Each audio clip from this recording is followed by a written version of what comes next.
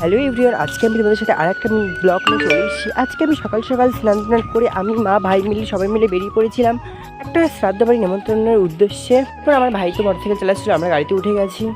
তো সবাই বেরিয়ে পড়েছি, আমরাও বেরিয়ে পড়েছি। আমার মারা গেছে টোটোতে, তারপরে আস্তে আস্তে আমরা হাই রোড আমরা যাচ্ছিলাম, আমি যাচ্ছিলাম, কাকা কাকিমা সবাই মিলে যাচ্ছিলো। এবার আস্তে আস্তে দেখি আমার গাড়িতে তেল শেষ হয়ে গেছে। এখানে একটা দোকান ছিল, ওখানে গিয়ে বললাম আমার তেল আছে, ওখানে তো তেল ছিল না। তারপর আমরা পাপা থেকে তেল ভরে নিয়ে আমরা আবার গাড়িতে বেরিয়ে পড়লাম, রওনা দিতে দিতে এখানে কত সুন্দর পরিবেশটা, এত সুন্দর ভালো ছিল। চারি সাইডে ধান খাতেও ফাঁকা জায়গা। তারপরে আস্তে আস্তে আবার গ্রামের ভিতরে পৌঁছে গেলাম। এখানেও ভিউটা খুব সুন্দর ছিল, চারি সাইডে ফাঁকা ছিল, এত সুন্দর লাগছিল। তারপর দেখতে দেখতে আমরা প্রায় আর একটা ফাঁকা জায়গায় চলে এসেছি। এবার হাই রোডে উঠে গেলাম। হাই রোডে উঠে আমরা যেহেতু ভিতর দিক থেকে এসেছিলাম, কারণ ভিতর দিক থেকে আসলে সেটা শর্টকাট হয়। তারপর আস্তে আস্তে পৌঁছতে বলতে অনেকটাই দূর ছিল।